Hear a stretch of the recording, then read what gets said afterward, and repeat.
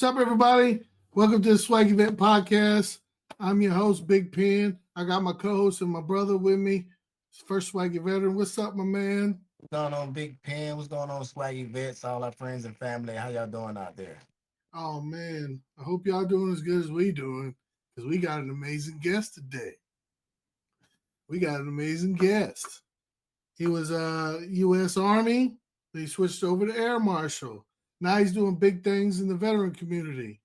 So we're going to bring our next guest on, U.S. Army retired, Chance Showell. You gotta light 'em up before they burn it down. Better dig deep. Thanks for having me on, guys. No, thanks for coming on. We're blessed to have you, my man. Peter, come on, tell your amazing story. Man, it's telling a story as long as it helps others. That's what it's all about, you know. I think that's what we're all here for, to help our fellow veterans, first responders, you know. So let's do this, man. Let's do this. Let's make some impactful change, man. 100%. Well, take us back to when you were 17. What happened? Well, back in the time of 8-track tape players. Yeah, man. So I was 17, like you're saying, when I made the choice in my life to join the military.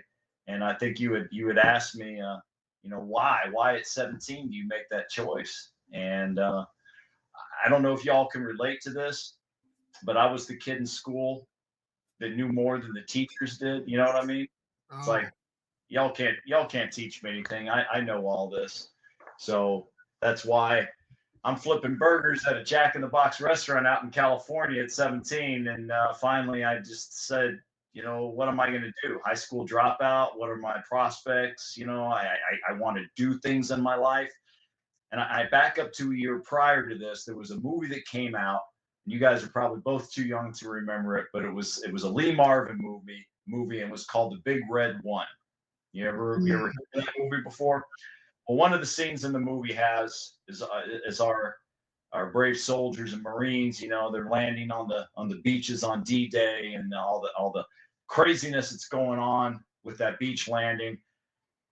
And people are yelling, "Medic, medic!" And here come these medics with a red cross on their helmets, and they're running down the beach and shielding the injured with their bodies and treating them. And I mean, just I said, you know what? That's what I want to do. So I knew what I wanted to do. I knew I didn't like the water that much. I mean, being from California, I like the water, but I like being close to the sand as well. So I knew the Navy was out for me. My only knowledge of the Marine Corps was watching a show called Gomer Pyle USMC, and so it was Air Force, or it was the Army. And the thing that solidified for me for the Army was they had these things in the time called hometown recruiters. And there happened to be these Air Force airmen that were, in between going to from their basic training, going to their AIT, that they were there and they were talking. We had lunch together, and they said, knowing what we know now, the Army has more job opportunities. More job opportunities means better promotion. Better promotion means more money. It's like, well, okay, so Army. But I knew exactly what I wanted to do. When I sat down in front of the recruiter, I said, I want to go to Germany and I want to be a medic. And that's what I did. Man. And then you were a medic, and then I think you decided, well, this wasn't challenging enough. Didn't you switch MOSs? Yeah, and it wasn't that it was a challenge. It was that, you had those fun jobs in the military, and they never got promoted because they were so top heavy, right? I mean, there had to be up. In order to move up, you had to have somebody get out. So for certain MOSs, certain jobs, nobody got out because they liked the job, and being a medic was one of those. So I just couldn't get promoted, and I wanted to stay in. So I re-enlisted, and I went into the military police corps, and was sent back to stateside. I was in Germany when I re-upped, went back stateside, went to Fort McClellan, Alabama, went through my school there, and came down in orders to go right back to Germany again. And I'm thinking, man, this is awesome. I'm going to be an MP. I'm going to go back, man. I'm going to do all kinds of Mr. Crime Stopper stuff. And now they sent me to work in the jails for my first 3 years. So I worked in the U.S. Army confinement facility in Mannheim, Germany for about 3 years. Never thought of myself working in a prison environment, but it was interesting. So yeah, I did 3 years as a combat medic and 6 years in the military police corps. I went on to become a military police investigator working for the 42nd MP group. And that was a U.S. Customs, USDA, you can't leave home without us kind of thing. We did all the customs clearances and everything for people wanting to leave Europe and come back CONUS. And then my job was doing black market investigations for the U.S. government. Oh, wow. Wow. How did you end up going for the Federal Air Marshals? So we skip ahead ETS, and the only reason I did ETS, it's funny. This is becoming a recurring thing that you'll see in my answer to you about the Air Marshals and where I am now, is that Clinton was in office when I got out, and he did the RIF, reduction in forces, right? And you had the choice that you were either going to stay in and hopefully you get picked up on the next promotion list. If not, then you were put out. Or you could go ahead and take a one lump sum or take a modified retirement. I chose to take the one lump sum, and I went back home and I said, you know what, I'm gonna do I want to be an LAPD officer, and did that for a while until Rodney King happened. Not why I wanted to become a law enforcement officer, so I left. I moved out to Florida in the early 90s, and I started working for Harley Davidson. I started as a line level technician. Went from that to being a trainer for Harley Davidson, training other Harley Davidson people to become mechanics.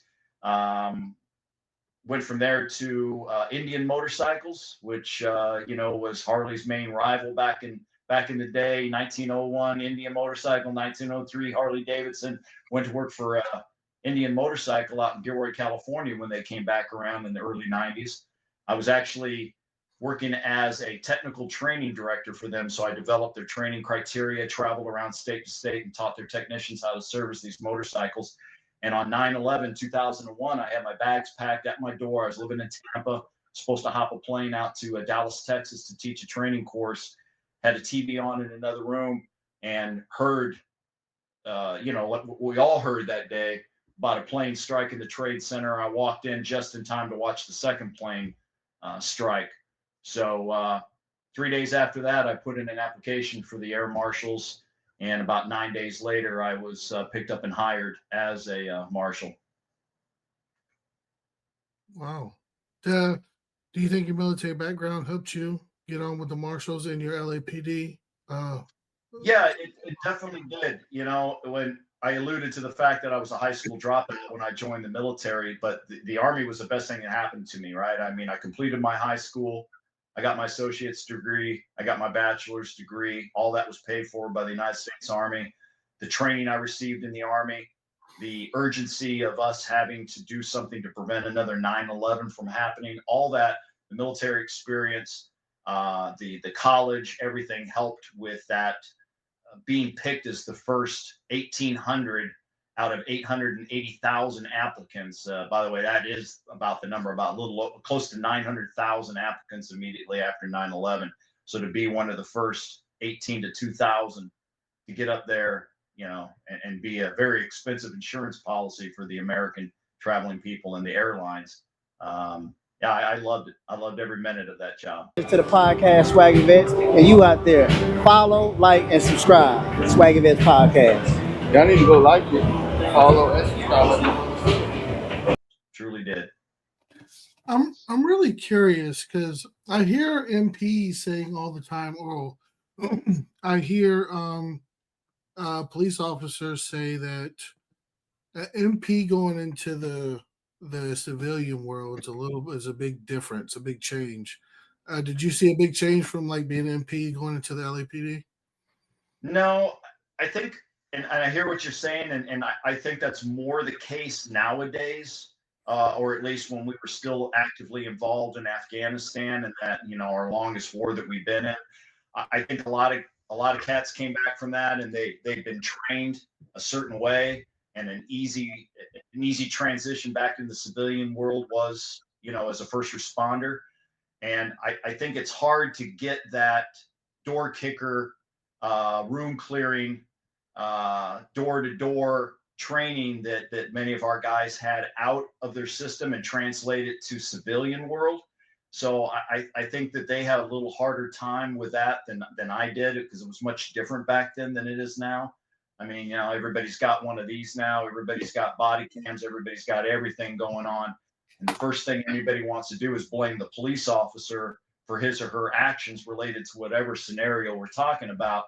But we all got to remember that there's a reason why the police officer's there in the first place. It's because of your actions that caused us to be there. And now we're having to interact with you in the worst case scenario. And a lot of the newer vets just reverted back to those door kicking scenarios in Afghanistan. And somebody raises something at you, you know, it's done, right? There definitely needs to be more training for law enforcement officers out there. More training. I'm glad we're away from all this defund me stuff, defund the police departments, and I'd like to see us spend more money on training our officers and better preparing them. In fact, it just goes back to the military. We need better transition training coming out of the military going into civilian life. I don't know what it's like for y'all, but for me, it was easier. DD 214. See you later. You know. They've definitely made strides. They have a whole program. Yeah, it's a year-long process. Sometimes you can get up to 2 years, but wow, definitely changed a lot. That's good. That's good. I mean, of course, with everything, stuff can get better, and that's why we try to highlight stuff. That's why we have this, to have people have situational awareness on what to expect, and you know, definitely prioritize the mental health. That's our biggest thing. Right. Yeah, it's with the mention of the mental health, you know, after my involvement with the motorcycling and dealing with my own post-traumatic stress and what have you, it led me into the fundraising arena, which is, you know, shirt I'm wearing now, the Warrior Shield Foundation. It started, our foundation started organically through a motorcycle club, right? So I had started up a motorcycle club with one of the Benghazi survivors. It was called the Shadow Warrior Riders. It later became the Warrior Riders. We ended up involving, getting in 3 more of the Benghazi survivors. I had a little bit of a falling out with the individual that I started it with, which kind of opened the door to having the other 3, Tig, Boone, and Tonto, come on board with us. And I really got to give a shout out to John Tig Tigan. You know, he's been with me through the inception of all this, and he and his foundation at the time really helped us out. He's still an active part every year in the events that we do, which leads me to what we do and why we do it. I just didn't want to create another foundation that raised money for itself. I mean, there's already, why create the wheel? There's enough out there. So there's so many of these small nonprofits that are dedicated to our veterans and first responders that deal in something else besides getting a script written to you, you know, for you know, numbing the mind. But who do you turn to, right? I mean, if your spouse is killed in the line of duty, killed downrange, whatever, this is a grieving widower or a widow who, you know, who's going to help me? VA is only going to provide so much help for you.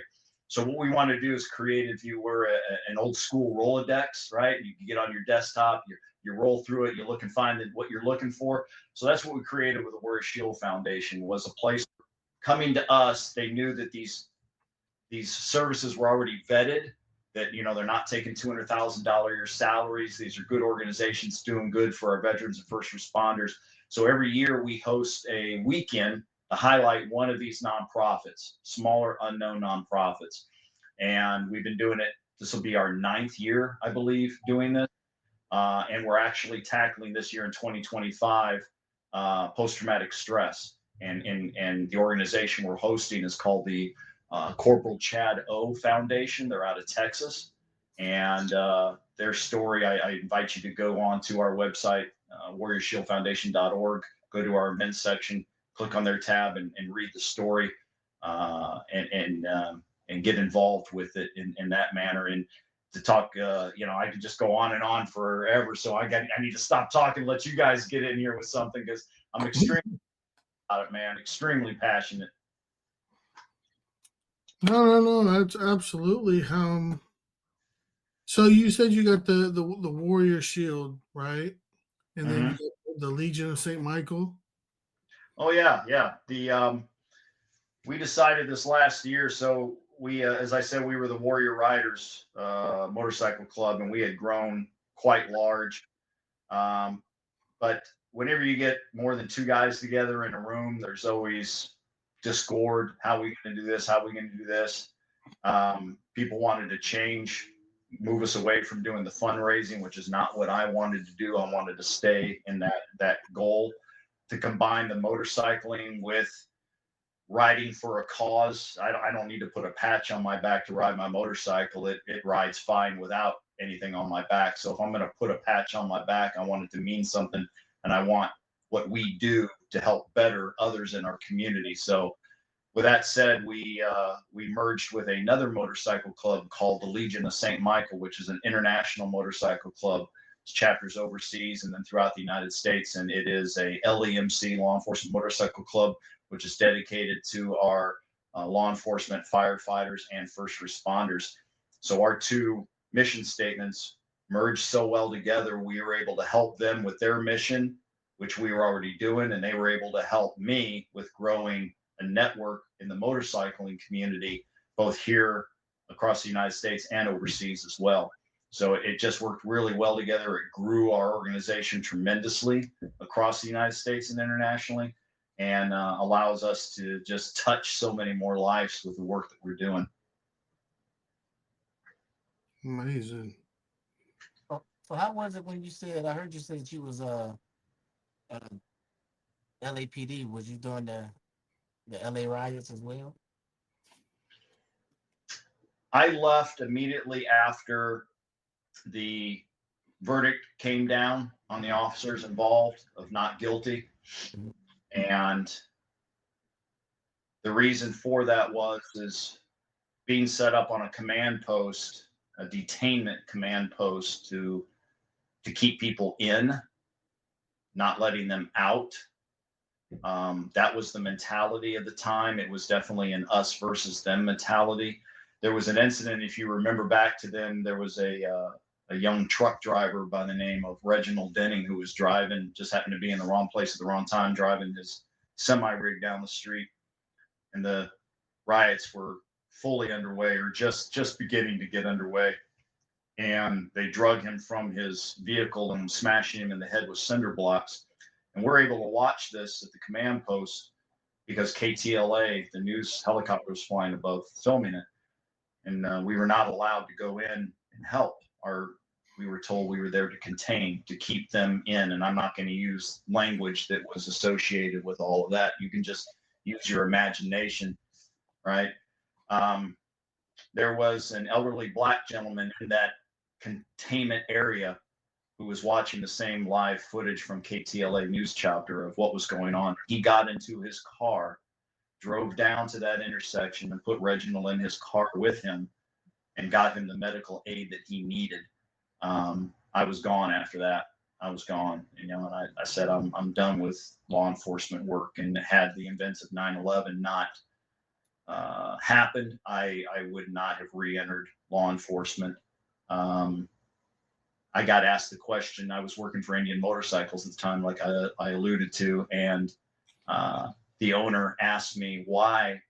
I mean, I cut my salary in half to start the career with the Marshals, and he asked me, why are you doing it? And that old adage, if you have to ask why, you wouldn't understand. I mean, you guys get it. I mean, so many of us either re-entered service or entered service for the first time after that horrific attack on our shores, right? I mean, we haven't been attacked like that since 1941. And just like you guys, I sat there and said, no, not on my watch. I still have the ability to serve. I'm going to go serve. So, yeah. The time of my life, I choose to leave behind there. Not a great time, right?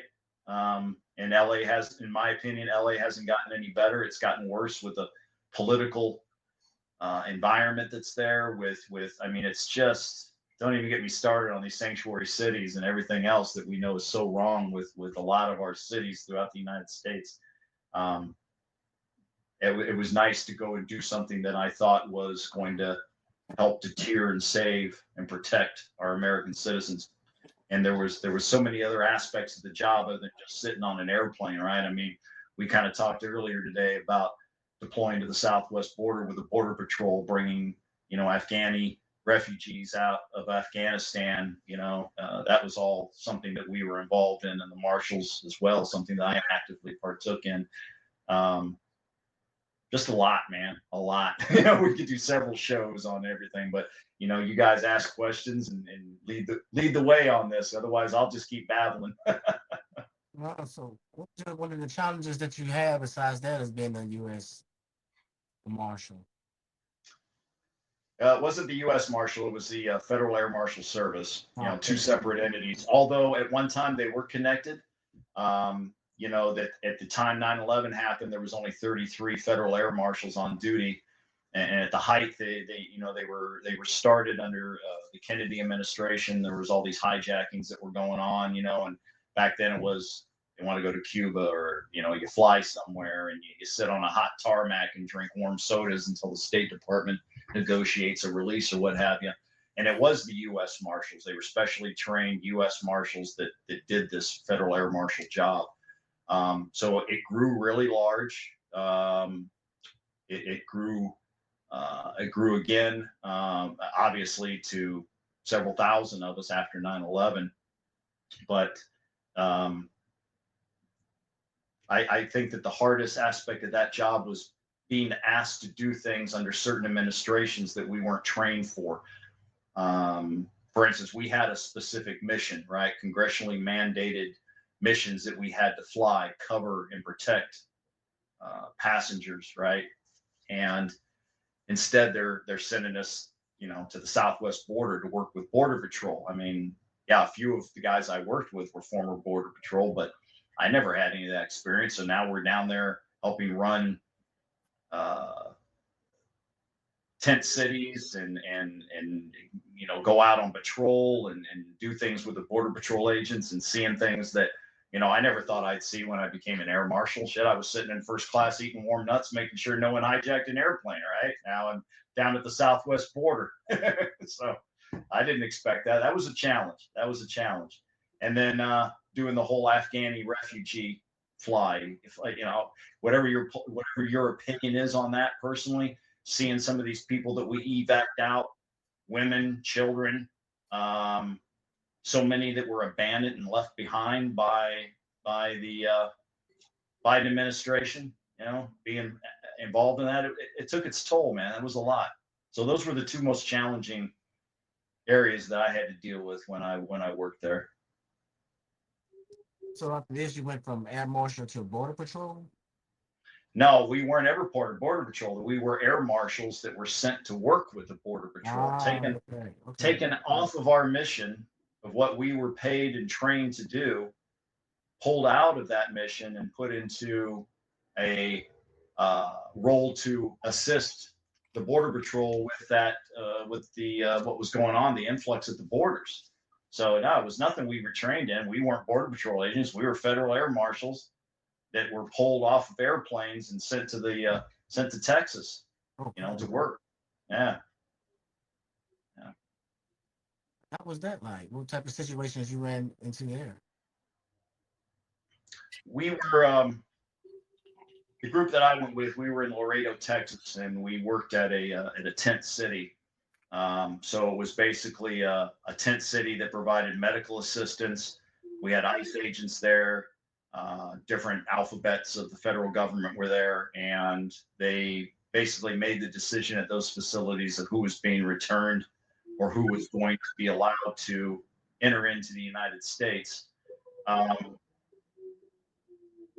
Amazing, the medical treatment and care and food that these people were getting. They're sleeping homeless on the streets. And the time I was there, we were going through this huge baby formula shortage. Do you guys remember that? I mean, it was all over the news. Women couldn't get baby formula to feed their babies. Guys, I'm here to tell you there was pallets and pallets of baby formula at the southwest border for these illegals, right? To feed them. And I'm not saying that, it's not the humanitarian correct thing to do, but it's like we keep putting band-aids on shit and still, excuse my language. We're supposed to watch that. I apologize for that. But we keep putting band-aids on things rather than addressing the root cause of what's causing it. Why are these people leaving their home, right? I mean, sure, to address those issues with that country, that host country where they're coming from is going to cost money, but how many billions or even trillions of dollars have we spent trying to stop these people, building walls, not building walls, administration change to administration change? We just haven't changed anything. We need to get back to the root cause and find out why these people are leaving, and maybe work with those host nations and keep those people there rather than trying to deal with them once they get to our borders. Good point. So let's fast forward.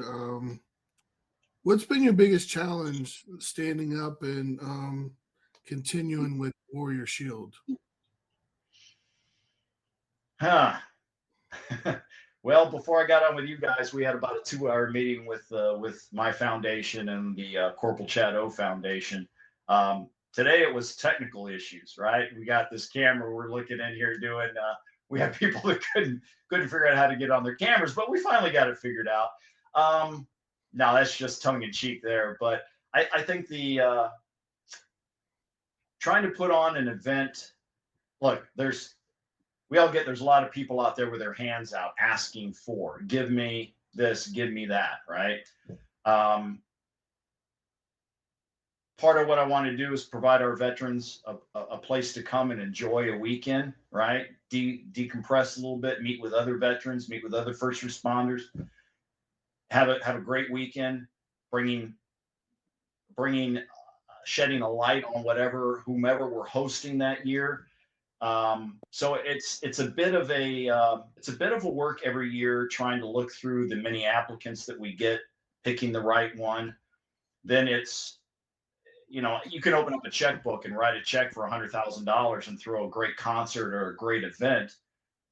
But if I'm hosting an event for you, right, for the Swaggy vets, and I said, hey, let's do an event for you guys, and I spend $100,000 on an event, then I walk up and say, hey guys, here's a check for $100. What a great event. That, sure, put on a great event, spend a lot of money. But if I can put a great event on with little to no cash coming out of your pocket, out of my pocket, and I'm able to give you $50,000 to $100,000 to go directly to your cause, that's the hard part. Everybody, there's a perceived value for everything, right? I mean, obviously, if I'm going to hire an honorarium to come in and speak, there's going to be a fee associated with that. But it kind of blows my mind that there's so many of our military brethren that have made a career out of making money off of whatever it is that they're dealing with, right? I would like to find people that if you're truly dedicated to making a difference in the lives of our fellow veterans or first responders, and you got a story to tell, then you're going to do it for the right reason. And I shouldn't have to pay you $5,000 to come and tell your story that's supposedly going to help other people, right? So that's the biggest challenge there, my friend, is trying to find people that are like-minded and want to do things for the right reason rather than line their own pockets. Yeah, it sounds like there's a lot of mechanics working mechanics that goes along with orchestrating whatever event you're trying to do. Yeah, we do. Our events are always a 3-day event. Luckily, we have a great host hotel right now. It's the Rosen Center. Mr. Harris Rosen he just recently passed away, but he was a very fond supporter of anything veteran or first responder related. So we host our event every year at the Rosen Center on I-Drive, International Drive in Orlando, Florida, real close to Orlando International Airport, really convenient. He gives us a great rate on the rooms. And we do a 3-day event, mostly all right there at the hotel. We start out on our Friday night with a Hero Fest concert. We have 3 or 4 bands that come and play. And then on Saturday, we do a motorcycling ride. It's escorted by the Florida Highway Patrol. We go someplace. This year, we happen to be going to the Orange County Sheriff's Range, where we will be hosting a shoot.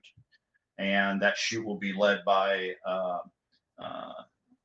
Dave Boone Benton, one of the Benghazi survivors, and John Tig Tigan, one of the Benghazi survivors. And they're going to do some close quarter combat, rifle and handgun drills. We're going to do some long range sniper shooting, and it'll be a direct one-on-one training session. We're only going to sell 25 tickets to this, so it's going to be really, really special to get that one-on-one training from Boone and Tig. And I'm looking forward to that. And then we go back to the hotel. We get cleaned up after our range day, and then we have a cocktail reception meet and greet. And then we sit down for a plated dinner service. And then we get down to raising some money, where we auction off some really nice things. We have some great weapons builders. 5150 is a custom weapon builder. They're building something really special this year for us. We've had, Benghazi rifles. We've had TIG series rifles. We've had Tonto series rifles that have been built for us. And 100% of the proceeds from our event goes directly to the recipient. Our foundation retains 10 cents out of every dollar that we raise. And all that goes to is to help fund next year's event, to get it started and up and running. And the whole idea is to, one, bring direct attention to your group, your organization, and what you do, put you in our Rolodex so that the next veteran or first responder calls and said, I need a canine. Well, here you go. Here's who you call. They provide canines free of charge. Hey, I need a mobility device. Hey, here's wheelchairs for warriors. They provide that free of charge. So yeah, that's a challenge every year, finding the right person, negotiating the contracts, making sure we're getting the most bang for our buck to give the most money to our recipients. Man, that sounds like an amazing event, man. And you said you've been doing it for 9 years straight? Yeah, that's just with this. Prior to that, when I moved here in the mid 90s, I started a organization in Tampa, Florida. We were raising money for the Tampa Children's Hospital of St. Joe's. We called it the Bunny Run. There was lots of Christmas rides going on. If you guys are bikers, you know the deal. There's always Christmas rides going on. We wanted to do something mid of the year. One of our members' ladies would dress up in a full-on bunny costume. We get out there. We go to the hospital, bring a representation, usually the president of each club in attendance. They get to go up into the ICUs, meet kids, give them the Easter Bunny would meet and greet. We started that in 1995, and to my knowledge, it's still going on today. With the Federal Air Marshals, I relocated from Tampa here to the Orlando area. We started doing charity work for Nemours Children's Hospital, the Oncology Award. We called it Pigs Against Pediatric Cancer. So we were law enforcement guys trying to raise money for the kids in the Pediatric Cancer Ward. And then, I started making friends with the Benghazi guys. One of my work colleagues in the Air Marshals, he was our head trainer at one time, Norm Hooten. Eric Bana played Norm in the movie Black Hawk Down. He was our lead trainer in our Orlando field office. And I started seeing that, with the events around Black Hawk Down, the events around Benghazi, the Secret Soldiers of Benghazi, 13 Hours. These are moments in our history that are forgotten. America has short-term memory loss. We forget about stuff, and we shouldn't forget about these important moments in our history that politicians have overlooked for partisan reasons, or they deny that it happened. I didn't want those moments ever to be forgotten, and that's why we hold our event on or as close to the 9/11 date as possible. So we always bring honor to that event, and honor to everyone who served in any war. We're not just limited to Afghan or Iraq or Desert Storm, Desert Shield. We had Vietnam vets that come. We've had Korean War vets that come. It's amazing the amount of people that come to our event, and I hope to see you guys this September at the event. Oh, we're gonna be there. Rain, sleet, or snow, Swaggy Vets gonna be there, baby. Well, there won't be no snow. Hopefully in September. Yeah. in Orlando. I hope not. They're talking about it could snow up in our panhandle, like in the Jacksonville area this coming week. So, no, thank you. Chance, what are the dates? So the Hero Fest concert is on September 5th. The motorcycle ride and gala and all that good stuff is on September 6th. Now here's the thing, guys. On September 7th, this is really special. Not everybody gets to do it, but it's available. We do on Sunday for a select few of our warriors, because space is limited. We do an airboat gator hunt in the swamps of Florida. Oh wow. Yeah. Last year, you guys familiar with a good friend of ours? His name's Colonel Gatson, Colonel Gregory Gatson. Colonel You guys ever talked to Greg? No, So sir. Colonel Gatson, if you remember a movie that came out a few years back called Battleship. Yeah. Yeah. So Colonel Gatson is the double amputee, very large black man in that movie. Oh, yeah, absolutely. Right. Yeah. So Colonel Gatson was the first double amputee to remain on active duty and serve. And he usually just likes to come to our events and hang out and have a good time. So I'm pretty sure Greg will be back again this year. He was here last year. If you ever seen a double amputee dance, you got to come to the event and watch Colonel Gatson dance. It is a trip. So, yeah, I mean, we draw quite the crowd in. We've had Medal of Honor recipients. We've had multiple Purple Heart recipients be there. One of our performers, my mother from a different my brother from a different mother. I'm sorry, Ryan Weaver. Ryan Weaver is a 2-time Gold Star family member. He lost his brother and his brother-in-law, both in combat. He himself is a chief warrant officer, retired. He was a combat helicopter pilot. And he moved out to Nashville and became a Nashville recording artist. I look up and tell your listeners to look up Burn. That's called BURN, Ryan Weaver Burn. That has a couple of the Benghazi survivors in it. It was actually supposed to be used in the movie, but as Ryan likes to say, Nashville and Hollywood couldn't quite get their stuff together, so it didn't happen. So they got together and made a music video for it. Also, we got on the for the concert, we got a local band. They're called Soundforge. They're a 90s 2000 rock band. They volunteered their time to come and play for us. And then we got this. It's a funny story, if I may. You mind if I share this story with you? Send it. My vice president, Steve, his wife was having a birthday, and we took her to this Performing Arts Center in Orlando. It's called the Dr. Phillips Performing Arts Center. It's really quite lovely venue downtown Orlando. And we were going to see this guy sing. We'd never heard of him before. His name was Sean Holcomb. And man, he was awesome. It was just him, his guitar, and a violinist, or a fiddler, I guess I should say. Man, we loved his music. And afterwards, he was standing there shaking everybody's hand. And my VP handed him one of our cards and started talking to him. Meanwhile, this line is forming behind him. I'm like, come on, Steve, you got to leave. You got to leave this guy. So we left Sean with one of our business cards. He called me the next day and he said, hey, I looked you up. I love the work you're doing. I would love to come and hang out at your event. So he came in 2024 and just sang a couple of songs. He's coming back to do a full-on performance. And you guys ever remember a show, American Idol? I think it's still on TV as well, right? American Idol. Yeah. So you remember Carrie Underwood? Everybody knows Carrie Underwood, right? Everybody knows Carrie Underwood. So do you remember the name of the guy who came in second place in Carrie Underwood? Anybody remember? Bo Bice? Yeah, Bo Bice. Bo Bice, yeah. So Bo Bice has become a fixture on our organization. He'll be headlining this year's event. And let me tell you, man, we did a concert outdoors one year. It was, who was it for?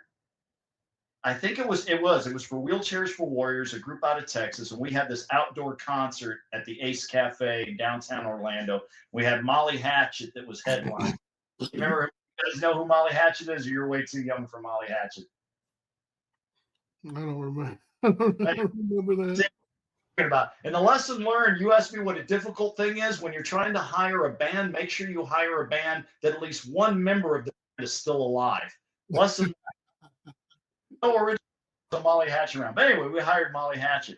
And Bo Bice was singing with a band called Six Gun Sally, who was opening for Leonard Skinner.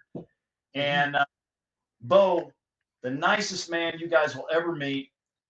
I see him off to my left. You know, we're doing band resets, so I'm entertaining the crowd, and I see Bo off to my left, and he's over there, and he says, sorry to interrupt, brother, but he goes, I think we forgot something very important. And I said, Bo, what's that? He goes, we forgot the national anthem.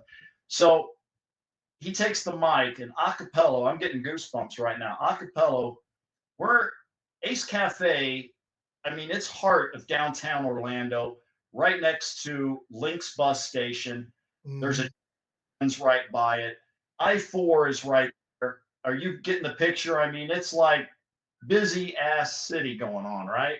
Not to mention the parking lot for the Ace Cafe is right there. Bo starts singing, and I swear, man, traffic on I-4 stopped. People getting out of their cars. This man sung a cappella the most stirring rendition of the national anthem, and from then on, man, I said, you're part of our organization. And last year he came and he sung, and Ryan Weaver and he were doing a number together, and it was Sweet Home Alabama they were doing, right? So they're doing sound check. Now, Ryan has never performed with Bo Bice before, so they're doing the sound check, and Ryan's up there doing his thing. And you know how you get like a really honest reaction from somebody, right? It's like you can't hide the excitement. Ryan's singing, Bo Bice opens up his mouth to sing, and Ryan, man, he's like a little kid jumping up. It was awesome. So do yourself a favor, guys. Tell all your listeners September 5th and 6th, Orlando, Florida, at the Reason Center. You go to our website, warriorshield.org. Tickets will be up for sale soon. We're going to offer unlimited access. If you show up at the concert and you got a military ID, you got a first responder ID, free access to the concert, unlimited. So they show up, they're in the concert. We want them to come. We want them to have a good time and enjoy these bands. So I can't do a better offer than that, man. Free access for the Friday night Hero Fest concert, September 5th. Show any kind of veteran identification or a first responder ID. Come on in and help us rock the house, man. What kind of feedback have you got from veterans with this organization in the past 9 years doing this concert and everything? I'm pretty sure it's been amazing. It really has, and if you go onto our social media, there's a video post up there about why Warrior Weekend is important, and one of our recipients made a video, and it was incredible to watch what I don't get to see, the behind the scenes, how the people are interacting, what I don't see throughout the day's events that we have planned for them. And to listen to their honest testimony and how it's touched their lives and what it's done for them. That's what keeps me going. Not to mention doing the work that I do helps me deal with my own internal demons, right? And all of us have a little of that we deal with, and we find different ways to deal with it. You have no idea. And that's why I'm glad you got something like this to bring us together and help people with, you know, what's happening. Because what do we like to do as veterans? What we're doing now, we like to sit down, we like to talk, we like to share stories. That's what it's about. So that's, you know, I'm glad you got that. Well, I'm glad that I was able to make a contact with you. I'm sure, you know, you I think you interviewed Ryan. You had Ryan Weaver on y'all's show not too long ago. Yeah, we had Ryan on. He was amazing. Yeah, Ryan is Ryan's an awesome individual, man. As honest as the day is long. And if you don't want to know the truth, then don't ask Ryan a question, because he's going to tell you exactly what it is. And we need more people in the world like that, you know, that just give it to me honest, man. Don't sugarcoat it. Tell it like it is. Chance, can you tell us about the Legion of St. Michael? Sure. The Legion of St. Michael is a motorcycle club that was started in Chicago. And since its inception in Chicago, it has grown internationally, basically from coast to coast, border to border. We got a chapter pretty much everywhere, and then we have chapters, large chapters in Italy, Great Britain, and also in the United Kingdom. So when you guys come, you will have a chance to meet a lot of these folks from all over the world and many different backgrounds, a lot of military, a lot of law enforcement, and people just like us that, dedicated a portion, if not our entire lives, to others, either here or abroad. So yeah, it's a club that is limited entrance. I mean, you either have to be a law enforcement officer, you have to be a public servant, a firefighter, or you have to be a military veteran or active duty veteran.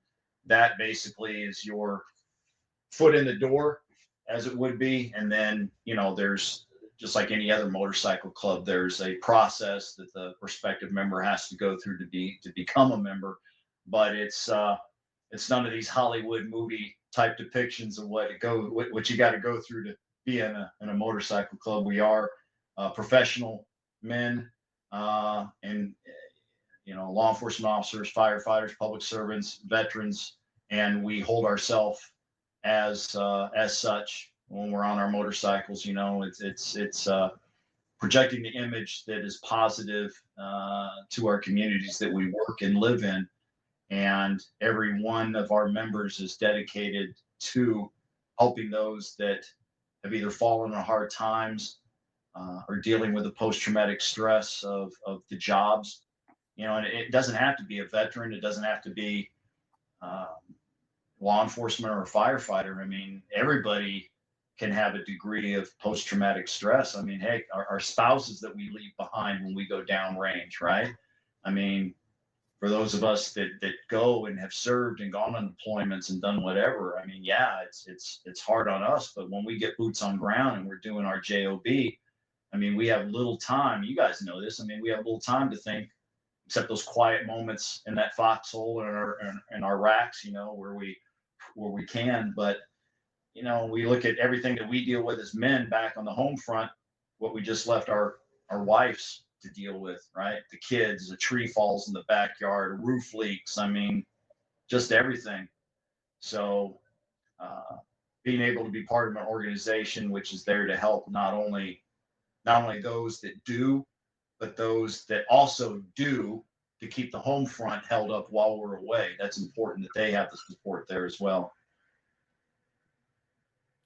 Yeah, I've noticed people that their home front is, locked and cocked and, everything's going good.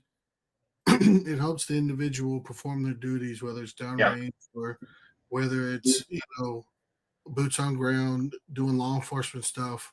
When your home's in order, everything goes better as an individual. That's what I've noticed. Definitely. Yeah. The community support systems have gotten better over the years than when I was in, throughout the Cold War. I see that. I mean, I hear that. I hear it from younger veterans, like yourselves that, you just said, transition is 1 year to 2 years, depending upon the circumstances. So I'm glad that that's gotten better. Yeah. So what's the symbol behind the Legion of Saint Michael? It's the the symbol that you have back here. This is our foundation symbol for the Warrior Shield Foundation. You see, he's also on my shirt. So it is a Templar, 8-pointed Templar Knight's cross, and we have a meaning for each point of the cross, and then it's a Masonic skull and crossbone. It was, and then we have the warrior holding the shield, and the whole thing is that we are the Warrior Shield. We are a shield that helps protect our veterans and first responders and get them what they need. So that's what this shield is that you see on my chest and on the flag. Now the Legion of Saint Michael image is just that. It's the Archangel Michael defeating Satan. It is the shoving his damn sword down Satan's throat there, the snake, right? So that's the meaning of that. It was taken, actually, our patch design was recreated from stained glass. So if you happen to look at the Legion of St. Michael website, you'll see it's very colorful, very ornate, and it was taken off of a Italian stained glass window of St. Michael. A unique little tidbit of information: the sitting Pope in Rome is an honorary member of the club. We have pictures on our website of the Pope receiving his official leather vest of the Legion of St. Michael. Now it happens to be a white vest, a white leather vest. I mean, you can't give the Pope a black vest, right? So, yeah, it's really cool, man. It's a cool organization to be. That's what we look for. We look to bond with people that share our own backgrounds, our similarities, and it's nice. You can let your hair down. You can share stuff openly, freely. So, Chance, how do you think you got the Legion of St. Michael and you got your Warrior Shield? How do those complement each other? I think I was telling you at the onset of this that I had started the motorcycle club, the Warrior Riders Motorcycle Club, and from that, our foundation sprung from that. Okay. We were very successful in the motorcycle club with establishing a solid fundraising base. It costs money to establish a non-for-profit 501c3. And we had some attendees. It was at one of Beyond the Battlefields events. It was John Tig Tigan's nonprofit. And some attendees came to us and said, we didn't even buy tickets for this. Neighbors of ours gave us the tickets. We had no idea what we were coming to. They said, we love what you do. Are you guys a nonprofit? I said, no, we're just a motorcycle club, and we're the foot soldiers for other established nonprofits. And they said, well, you guys really should be a nonprofit. So they stroked a check and helped us get the nonprofit status. Oh, wow. But where I was successful in building a great foundation to help others and raising a significant amount of money over the years, the motorcycle club kind of fell apart, if you would be. And when the Legion, a friend of mine came to me and we started talking about the Legion, I talked with the founder, who's a Chicago police officer. We started talking about the similarities. I mean, we both started around the same time, the Legion of St. Michael and the Warrior Riders, but he had really succeeded in building a huge brotherhood of bikers with the exact same mission that we had, right, with helping our veterans and first responders. So it was a no-brainer. Do we spin our wheels and try to rebuild the motorcycle club, or do we continue with what we know works and let's merge with this other organization allows us the camaraderie of having a motorcycle club, with riding our bikes, with being with like-minded individuals with the same mission statement, and then being able to do this basically now on a worldwide type scale. We actually talked about taking our Hero Fest concert overseas into Italy and in the UK, where our other brothers are, because they have the same, other military units have the same issues that we do in our American military. Post-traumatic stress is not related to a color of skin, religion, or the country you live in, right? I mean, it happens all across the board. So, there's some exciting things in the future for the Legion of St. Michael, LEMC, and the Warrior Shield Foundation. I'm just proud to be with a very large like-minded brotherhood who's dedicated to working. Mm. Yeah, so I was stationed in Italy for a couple of years, and whenever somebody would come over from the U.S. and do something like the Warrior Shield, it got a great turnout. Yeah. Great, amazing. So we hold an annual event. I have yet to be to one because this upcoming September will be our 1-year anniversary that we joined forces with Legion of St. Michael. We did last September, so this coming September will be our 1-year anniversary.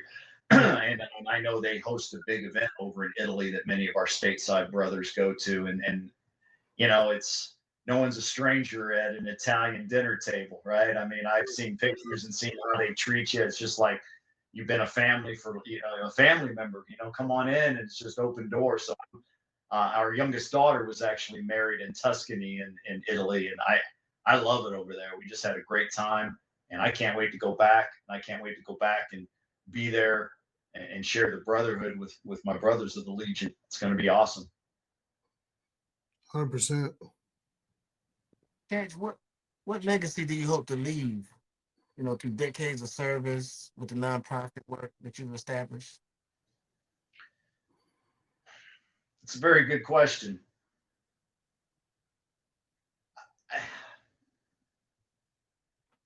If I can leave this foundation and walk away from it, and it continues doing the same good work, that is enough legacy right there, that I hope to have created something that will outlive me, and making sure we bring the right people in the organization with the same values and the same views that will adhere to that.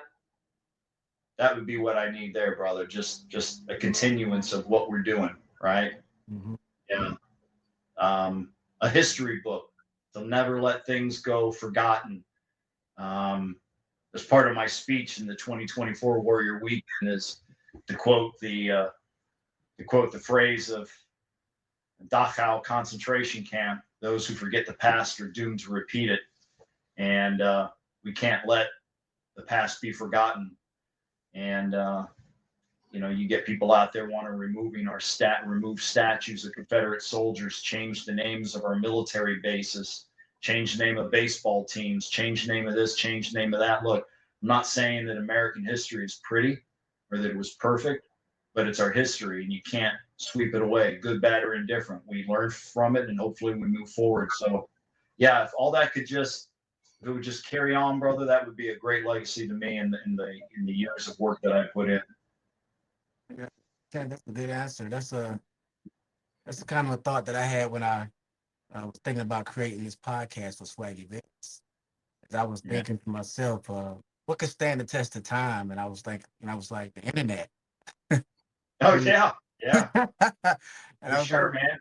It's not Hey, going speaking of the internet, what do you guys think about the Supreme Court ruling about TikTok? That got voted on, and they're saying that, it could go into effect, but Biden administration said he's not going to enforce it, so he puts it into Trump's hands. I know Trump was talking about, saving it and stuff. What do you guys think about that? That's pretty crazy, huh?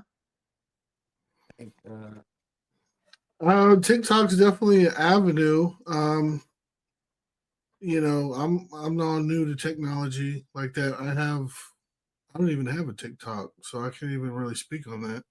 Yeah, I don't either, but I know a lot of people run their businesses off there and stuff.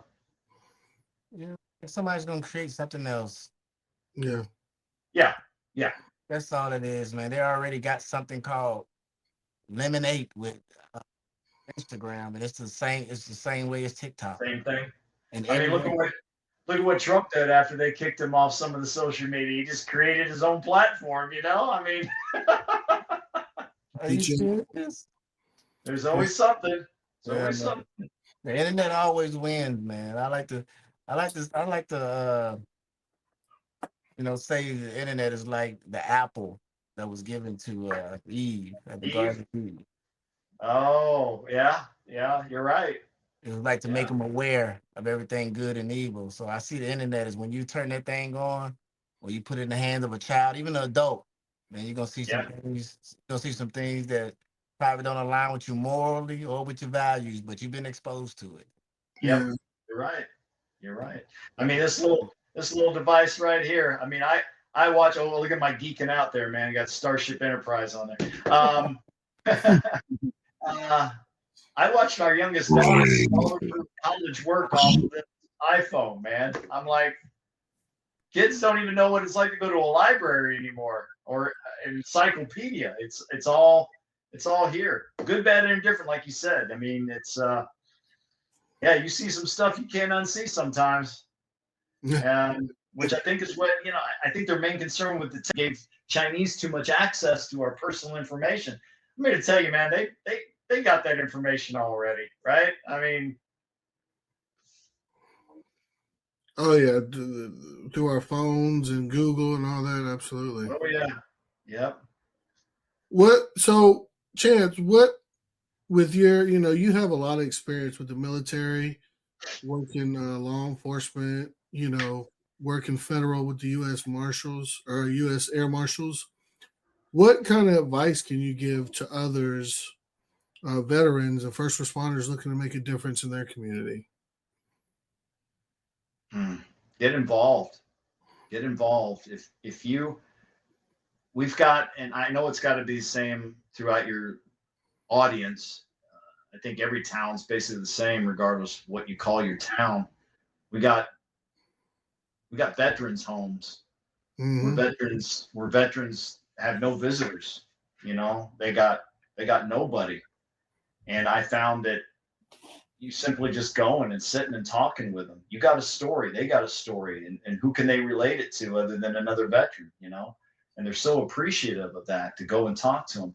And we get together and we'll take care packages, cigarettes, gum, socks. Man, socks are a big thing. And go to these veterans assisted living facilities and homes. Spend a couple hours with them. Pull up on the motorcycles. They want to come out. They want to see the Harleys. They want to see the bikes. Talk to you. They're up for getting free smokes. I'm here to tell you.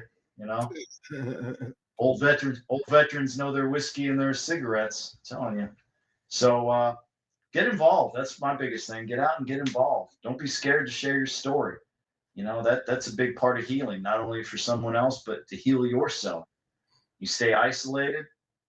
You get too caught up in your own cobwebs and the own darkness of your brain, and nothing good comes of that, man. You got to stay engaged, stay active. Hey, you hit the nail on the head right there, brother. Yeah. Yeah. Has running a nonprofit thus far over 9 years changed your perspective in any type of way how you serve the community? Remember me telling you a little while ago about the hardest thing is finding people that want to do things for the right reasons? Yeah. You get your disappointments, but then you got your Sean Holcombs and Bo Bices that just, they got their own lives, they got their own careers, but they're willing to say, hey, I'm donating my time. I'm coming. I'm going to be there for you. I'm going to help. So it's that reinstallment of faith in humanity, right? Many of us see the worst and the worst case scenarios, and to be able to come back and find something good in humanity, that's what we should be focusing on, right? So yeah, seeing more good than bad. The people that show up every year to these events that I host, not because of me, not because of what band's playing, but because they are genuinely dedicated to helping others. That's what it's all about, man. And that invigorates me to keep coming back every year and doing it. You got any stories from any child or families, whose life was impacted with the Bunny Run or the Warrior Riots? Well, I'll share with you because I want to stay kind of current, with the Warrior Shield Foundation and our Warrior Weekends. We had I had a local mom who's a nurse, and Lisa's her name. Son's name is David. I won't use last names to protect the innocent. But we got reached out to her by Lisa one year, and she introduced her son David, who at the time I think he had been through 5. I think now he's at 7 or 8 facial reconstruction surgeries. And small for his age, picked on, bullied at school all the time because of his looks. And I said, we can help David. Because all he wanted to do is he wanted to grow up and be a Navy SEAL. That's what this kid's dream is, to grow up and be a Navy SEAL, to be a warrior. And he sent me training videos of him doing monkey bars and ground and pound, and he's got his little military uniform on. Great little kid. So I set out and I started contacting friends in the communities, and contacted a SEAL friend of mine who happened to be at a Navy SEAL golf tournament, and they FaceTime with him, all the SEALs there, and talked to David. A friend of mine from the Federal Air Marshal Service, Mike Pannone, lost his eye in a training exercise and continued serving.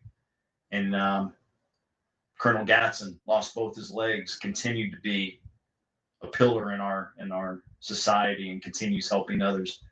So him seeing that you can be a warrior while still having a facial deformity, something, and that don't let the bullies wear you down. And he has for the last, give me all teary-eyed, he has for the last 3 years, he and his mom come to our events. And every year we have somebody step up to do something special for this kid. We had one year, somebody bid $7,000 to put this kid on the airboat and go out and do the gator hunting. And he did. He went out and he got himself a gator. Another year, we had somebody spend $5,000 to put him in a race car and get out and do race car drifting, right? I mean, it's just so great to see this happening. And the thank you, I mean, I got my folder sitting right next to me. He sends me the little card. Thanks a lot. Right. Now here's a picture of him for this year's event. He's Sub-Zero mission is some Marines that started a mission in Ohio that no veteran should freeze to death on the streets of America. And they go out and provide warm clothing and tents and shelters to people sleeping on the streets, our veterans. Now I'm gonna show you this other picture. This is young David. That car right there is the police chief of Windermere, Florida. That's his vehicle. And I know you can't see too well, but can you see on the hood of the car, there's something written on there? Let me tell you guys something. If you ever get John Tig Tigan around you, do not give the guy a magic marker or a Sharpie. This dude, he signed the hood of this police chief's car. Semper Fi, John Tig Tigan, right? I was freaking out, guys. I'm like, are you kidding me? John had the year before had done magic marker on the bumper, but we were able to get it off. Later, the police chief came back and said, hey, sign the back of my microphone. So that's on there. But this year he gets a hold of a dry erase marker and he signed the entire hood. So he gave the pen to little David, and little David got to graffiti the police chief's car. But that to me right there, man, seeing that makes it all worthwhile. That little kid, what we did. Doing the bunny run for these kids that are terminally ill. There's absolutely nothing that can be done to make these kids live a moment longer. It's just health and comfort. To see them they come down, we park the bikes along, the hospital entryway there, and the kids come down with their IV poles and watching like a member of the Outlaws Motorcycle Club pick a kid up, put him on his bike, take a pin off his vest and pin it on that kid. I mean, it might be a 1%er motorcycle club. You may agree or disagree with that, but the biker community is one of the most generous, outgiving of support there is. I don't care what patch is on their back. When it comes to a kid, when it comes to abuse, when it comes to spousal abuse, when it comes to our veterans issues, those guys are there, man. They used to come every year, the Outlaws Motorcycle Club, to our annual bunny run in Tampa, and it was a police escorted ride, and they were all there for the same reason, to change and make a difference in the lives of those dying children. For them to see the Easter Bunny come, to give them gifts, and I always told them, man, I said, I don't care how badass you think you are, you better keep your dark sunglasses on because you get up there, get see you. And that was very rewarding, man, to see all these people from different backgrounds come together for a cause. That's what makes what I do all worthwhile. And I'm so glad that now we can welcome you guys to your family, and you're going to be there, and you're going to be able to see this, and you're going to be touched. And I guarantee you, man, you'll come back every year. You certainly will. If you don't, I got ways of hunting you down. I'll find you. You better come back. Brother, we're gonna be there. And bring your followers with you too, man. Yeah, bring them on down. Yeah, we got some followers in Florida, so we're gonna encourage them to come out and join the party. Yeah, it is one big weekend of a party. Yep. I'm definitely gonna put that on my schedule to make it down with me and Penn. Mm-hmm. Yeah, right on, man. Yeah, Right on. We got another group that comes out of another podcast group called Two Guys and One Coup. they do good work, and they broadcast live the entire weekend there. You guys are more than welcome to set up and broadcast as well. We'll get a little cross thing going on, 2 different podcasts going on. I mean, I appreciate Be a lot of good people for you to sit down with, Have Boone there to sit down with. Sarah Adams, who was the CIA as a terrorist targeter, have her there. John Tig Tigan. I think she was just on the Sean Ryan show. I'm sorry, say again. Sarah Adams, I think she was just on the Sean Ryan show. Yep. She has so much knowledge. I was like, oh man. I tell you, man, she really does. Yep. And she's such a sweet lady as well.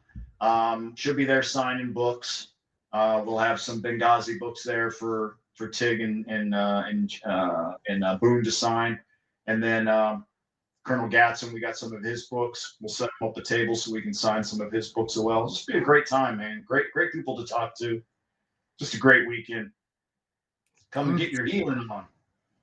Yeah, man, absolutely. And we do have bar facilities available as well, so there's open that. So, where can people find you, Chance? Well, the easiest way, internet. Get on over to you can find the motorcycle club on Legion, LEIGON LEMC.org. So Legion LEMC Law Enforcement Motorcycle Club.org. And you can find the foundation at warriorshield.org. And by those same names, you can find us all over Instagram, Facebook, all the usual suspects there. No TikTok, though. I'm sorry, I don't know no TikTok. Besides, I guess it's illegal now. Well, I'm going to put everything in the description so they can just go down there and click. And, right on. Yeah. Been a pleasure talking with you guys at Swaggy Vets. You guys got some swag, Swaggy Vets? Yeah, swaggyvet.com. We got tumblers. Well, I tell you what you guys need to do. We need to put a Swaggy Vet swag basket together and put it on the silent auction table at Warrior Weekend so we can raise some money for post-traumatic stress. 100%. We can send some people home with some Swaggy Vet swag, man. See, you stole my idea. Oh. I'm just kidding, but that's such a good salesman. I always got to try to sell a sponsorship, guys. Absolutely. Oh, that's an awesome idea. Hopefully, we can bring that into fruition. Yeah. The more eyes and ears we get on these situations, the better. And the way we do this is we need to break out of our normal left and right margins, right? I mean, we know we reach people in our communities. We join these LE, firefighter, veteran, 82nd Airborne, 75th Ranger, and we start self-isolating ourselves into these little groups where we should be doing what I wanted to do for the Warrior Shield and having one place where all these groups can be found, and then people can come see us at our annual event and have all these people there. We're going to have our last year's recipient. They're volunteering to come back from Ohio to come down and work and help raise money for another organization, not their own, right? I mean, that's what this is about. We make such an impact that we have people come back every year from multiple organizations whom we raise funds for. So I'm excited for that. I'm excited for you guys and your followers, your listeners to come and be part of that. And coming together and putting our gray matter together and how we can get the civilians in the know of what goes on, right? I mean, there's all that time and we talked earlier about veterans coming into police work, right? And are they getting enough training?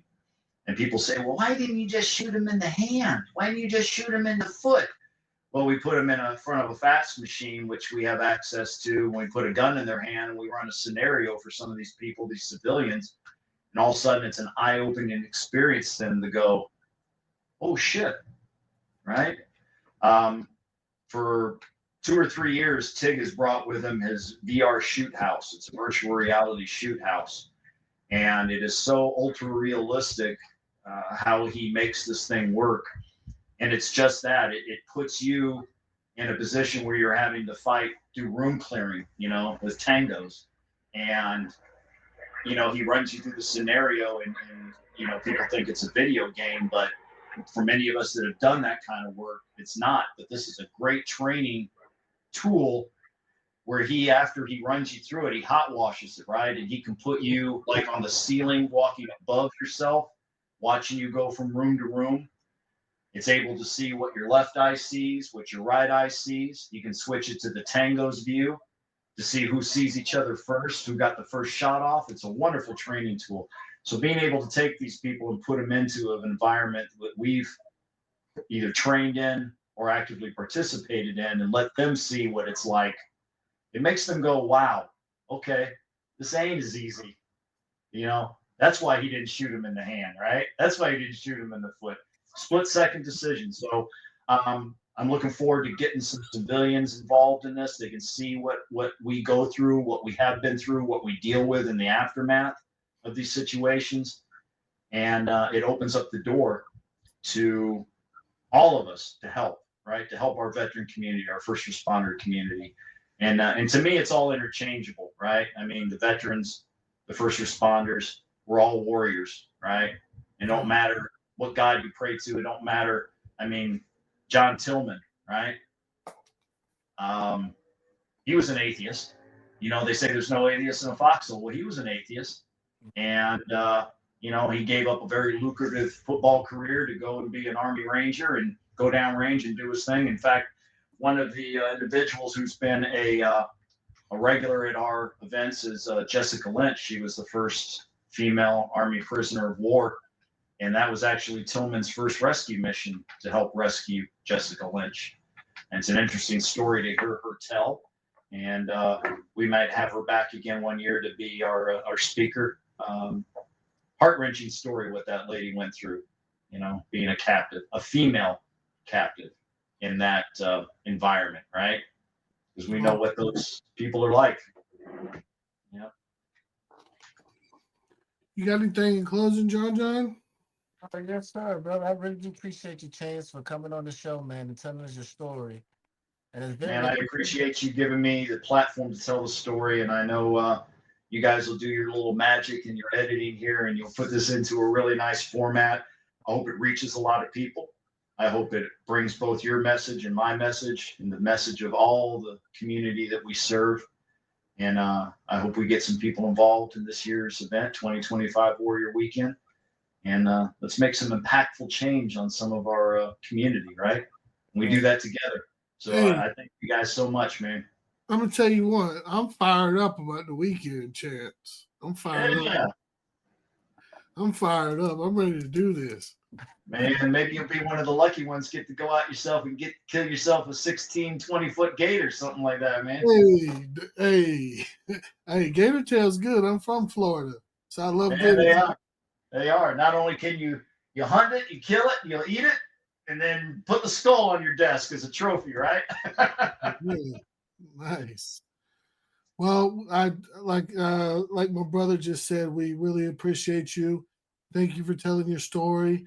We love everything you're doing, and I'm so excited to be a part of what you got going on to further your agenda, further the Swaggy Vets agenda, and just help veteran community as a whole. Yeah. Thank you, brothers. Appreciate y'all. All right. Thank y'all for watching. We're going to see y'all on the next one. Peace.